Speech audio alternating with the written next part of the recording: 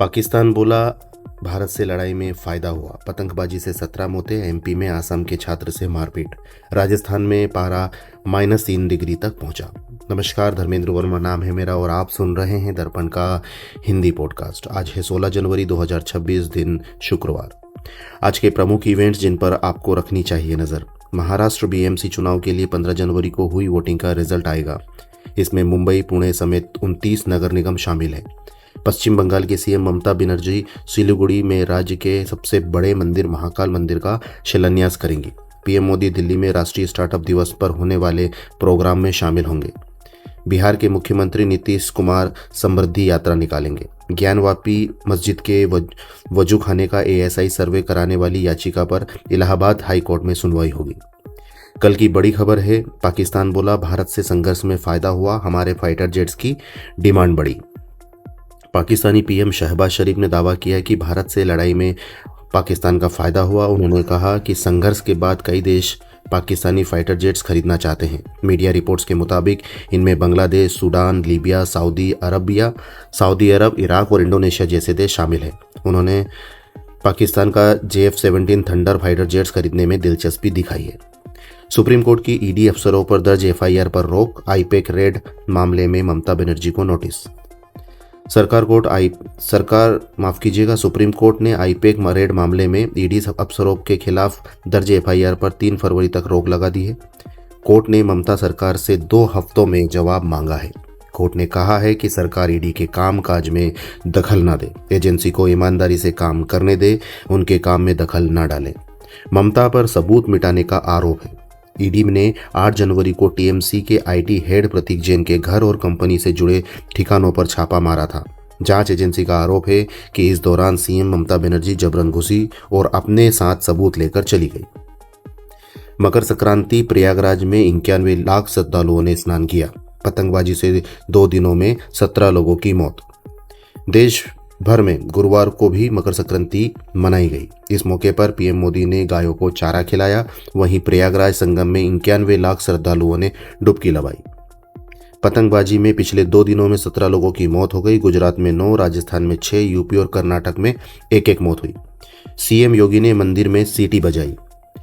बजाई यूपी के सीएम योगी आदित्यनाथ ने गोरखपुर मंदिर में खिचड़ी चढ़ाई। नाथ परंपरा के अनुसार उन्होंने गुरु गोरखनाथ की पूजा अर्चना की। इसके बाद गले में लटकी सीटी बजाई और दंडवत होकर प्रणाम किया। खबर में आगे बढ़ते हैं। मध्य प्रदेश में असम के छात्र के चेहरे पर लात घुसे मारे, नाक टूटी। पीड़ित बोला हत्या का डर। मध्य प्रदेश के अनूपपुर में इंदिरा गांधी राष्ट्रीय जनजाति विश्वविद्यालय में असम छात्र हीरोज ज्योतिदास से मारपीट की गई। 5 से 6 लड़के उसके हॉस्टल रूम में घुसे, नाम और राज्य पूछकर मारपीट शुरू कर दी। छात्र बुरी तरह से घायल है और डरा हुआ है।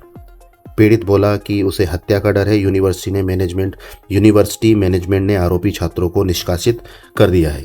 5 छात्रों के खिलाफ केस दर्ज है। मारपीट की घटना को लेकर छात्रों ने जब घेराव किया, इसके बाद यूनिवर्सिटी मैनेजमेंट ने आरोपी छात्रों को निष्कासित कर दिया है। वहीं 5 छात्रों के खिलाफ केस दर्ज भी किया गया है। फिलहाल मामले की जांच चल रही है। राजस्थान में तापमान माइनस में पहुंचा। उत्तराखंड के 2 जिलों में स्कूल बंद। उत्तर भारत में कड़ाके की ठंड सर्दी का दौर है। राजस्थान में तापमान माइनस में पहुंच गया है।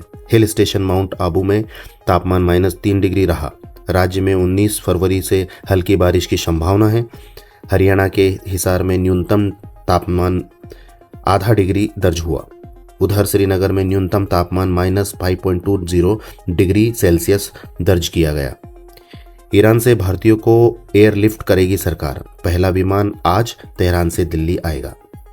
ईरान में जारी हिंसक प्रदर्शन के बीच केंद्र सरकार ने वहां से भारतीयों को एयरलिफ्ट करने की तैयारी कर ली है। पहला विमान आज तेहरान से नई दिल्ली के लिए रवाना होगा। सभी छात्रों का रजिस्ट्रेशन हो चुका है। भारतीय दूतावास ने उनकी पर्सनल डिटेल और पासपोर्ट इकट्ठा कर लिया है। ईरान में करीब 10,000 भारतीय रहते हैं। इसमें से 2500 से 3000 स्टूडेंट हैं जो मेडिकल की पढ़ाई के लिए वहां गए थे। ईरान में 12,000 मौतें। ईरान में महंगाई बेरोजगारी को लेकर सरकार के खिलाफ प्रदर्शन चल रहा है। अब तक 12,000 से ज्यादा लोगों के मारे जाने की खबर है। ज्यादातर लोग गोली लगने से मारे गए। कुछ अहम बड़ी खबरें जो हेडलाइंस में रही, जिन्हें आपको जान लेना चाहिए। हिंदी बोलने के सवाल पर आमिर ने कहा, ये महाराष्ट्र है। बीएमसी चुनाव में वोटिंग करने पहुंचे थे। महाराष्ट्र की 29 नगर निगम में वोटिंग खत्म। दिल्ली में एयर इंडिया का विमान बैगेज कंटेनर से टकराया, इंजन को नुकसान। पार्किंग के लिए ले जाते समय कोहरे के कारण हादसा, यात्री क्रू सुरक्षित। बांग्लादेश क्रिकेट ने डायरेक्टर नजमुल को हटाया, खिलाड़ियों के विरोध के बाद फैसला। पूर्व कप्तान तमीम इकबाल को भारतीय एजेंट कहा था। राजनाथ सिंह बोले, अभी ऑपरेशन सिंदूर समाप्त नहीं हुआ। जयपुर के एसएमएस स्टेडियम में आर्मी डे पर शौर्य संध्या में पहुंचे रक्षा मंत्री। पीएम मोदी बोले, 25 करोड़ भारतीय गरीबी से बाहर निकले। 28वें CSPOC का उद्घाटन। 42 देशों में 61 स्पीकर्स शामिल। AI सोशल मीडिया पर होगी चर्चा। जम्मू कश्मीर को 2 अलग राज्य बनाने की मांग। सज्जाद लोन बोले, सौहार्दपूर्ण अलगाव पर विचार का समय। कश्मीर को आतंकवादी बताने वाला रवैया मंजूर नहीं। इंडिया के रॉबिनहुड के नाम MP में घोटाला। 10 लाख में लगानी थी टंटिया मामा की धातु की मूर्ति, फाइबर की लगाई। विधायक ने लोकार्पण भी किया। ताजमहल में शाहजहां मुमताज की असली कब्र खुली। 3.030 फीट नीचे तहखाने में उतरे अफसर। उर्स कमेटी ने फूलों की चादर चढ़ाई। केरल के SAI हॉस्टल में 2 खिलाड़ियों के शव मिले, फंदे से लटके थे। दोनों लड़कियों की उम्र 15 से 17 साल। सुसाइड नोट नहीं मिला। बयान जो काफ़ी चर्चा में रहा। मायावती BSP प्रमुख ने एक बयान दिया जिसमें उन्होंने कहा, ब्राह्मण समाज को किसी का बाटी चोखा नहीं चाहिए, उन्हें सिर्फ सम्मान चाहिए। हमारी सरकार बनने पर ब्राह्मणों की चाहत पूरी हो जाएगी। खबर जो काफ़ी हटके है। सऊदी के 142 साल के बुजुर्ग की मौत। सऊदी अरब के 142 साल के बुजुर्ग